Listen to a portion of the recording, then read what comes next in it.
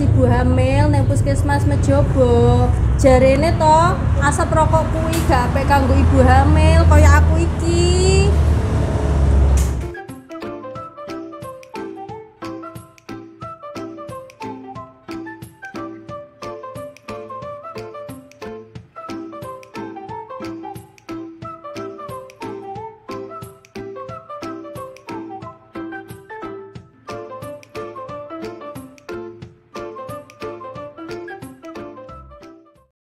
Wah, ini bagus sekali nih. Siapa namanya, Bu Yanti ya? Oh, Bu Yanti. Ini pas siapa namanya? Anas. Pak Anas. Ini juga bagus, bisa didampingi. Yang lain gimana? Bapak-bapaknya? Oh, kerja. Oh, besok-besok lain kali ke sini lagi seperti Bu Yanti ya, ada suaminya yang ikut.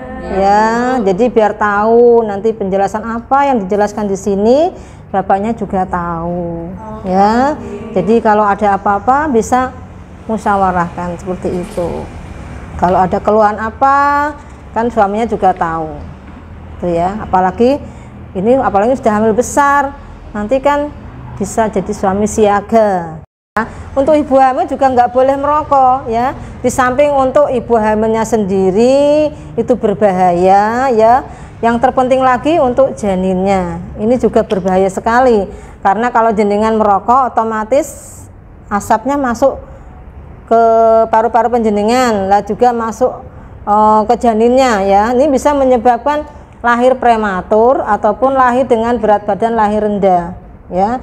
Kalau penjenengan sudah lahir prematur terus terjadi berat badan lahir rendah, itu juga nanti ke depannya bisa terjadi stunting. Ini juga jenengan yang langsung merokok nggak boleh, apalagi suaminya yang sebelahnya juga nggak boleh ya. Jadi jenengan minta sama keluarga atau suami kalau merokok di luar saja. Ya Allah, Dek, sing ngapain utut ki aku, sing ngerokok ki aku. Kok malah bingung-bingung aku sih, Dek. Ngilangi stres, Dek. Ya Allah. Ih, sebel aku. Jenengan ki nek dikandani ngeyel wae. Aku gak ngeyel kok, Dek. Wis nek ngono gak iso udut. Apa sih pengaruhe rokok, Dek, kanggo wong hamil? Wis pokoke ngono lah. Iki lho nang Bukaya ana. Iki lho. Oh.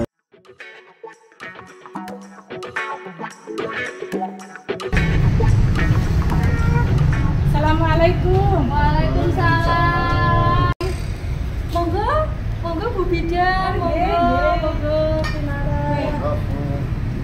Pak, ini Bu Bidan, Pak. Iki lho Bu, bapake nang sing rokok mawon. Padahal kan kon iki nembe hamil. Ngoten lho Bu, pripun?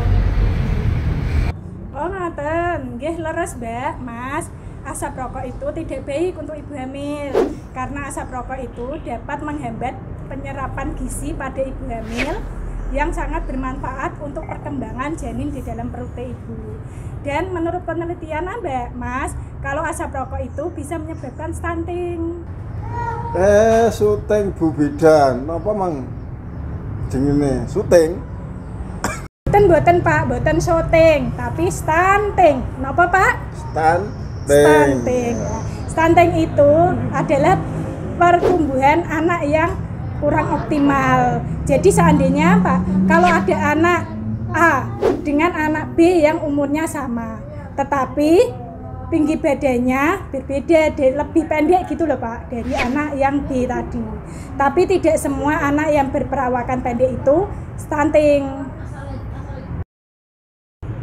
Menurut Kemenkes RI, balita bisa diketahui stunting jika sudah diukur panjang dan tinggi badannya dan dibandingkan dengan standar.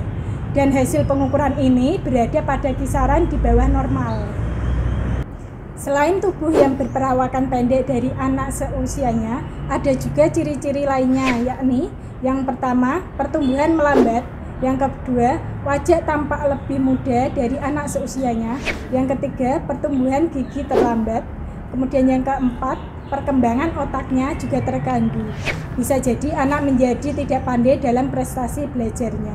Dan yang kelima, usia 8-10 tahun, anak menjadi lebih pendiam, tidak banyak melakukan kontak mata terhadap orang di sekitarnya. Kemudian yang keenam, berat badan balita tidak naik bahkan cenderung menurun. Yang ketujuh, perkembangan tubuh anak terhambat seperti telat menars yaitu menstruasi pertama anak perempuan. Yang kedelapan, anak mudah terserang berbagai penyakit infeksi. Oh, ngoten Bu Bidan. Gizinya juga harus perhatikan. Lho, Dek, jangan makan sembarangan. Ciki-ciki yang instan itu loh, jangan sering. Yang penting kebobohan karena Bu Bidan. Terus sayur-sayuran gitu nggih. Nggih, leres Pak. Jadi gizi pada ibu hamil itu sangat berpengaruh pada janin yang ada di perut ibu. Dan untuk ibu-ibu yang hamil tua kan biasanya sudah dapat tambah darah ya. Nah, itu diminum terus. Sehari berapa kali, Bu? Berapa kali? Bu Dwi? Satu kali. Minumnya kapan? Malam mau tidur, bener parah. Bu, kalau saya ngidam pengen makan yang seruput itu boleh apa tidak nggih? Oh, boleh, nggak apa-apa. Kayak yang serutut nggak apa-apa. Enak kan, Bu? Oh, enak. Apalagi masak di sayur asem, enak ya. Pedes ya. Yang penting cara pengolahannya yang baik ya. Jadi harus dicuci dulu, cuci yang bersih. Apalagi itu cangkangnya itu harus dibuang. Kan kalau sekarang kan biasanya dipotong pucuknya aja ya. Itu harus dibuang cangkangnya. Jadi masaknya juga harus masak benar ya. Karena apa? Kalau misalnya kurang bersih itu bisa menyebabkan sakit perut nggih. Nah, sama saja dengan sate kambing. Kan istilahnya kadang ibu hamil nggak boleh makan sate kambing ya. Padahal sate kambing tuh enak ya. Boleh, tapi ya dalam porsi sedikit, terus juga dalam pengolahannya yang benar. Jangan sate setengah matang, itu juga nggak boleh. Dikhawatirkan nanti kumannya masih ada, nanti masuk ke perut akhirnya terjadi diare atau sakit perut. Boleh ya? Oh iya. Makasih Bu ya. Oh iya. Oh ngoten Bu, lah niki hamilnya tersalet kok Bu, dereng ketinggal nembe mawon wingi preksa. Justru itu Bu, jadi pencegahan stunting itu dimulai sejak dalam kandungan, sejak janin di dalam perut atau 1000 hari pertama kehidupan. Hah? 1000 hari?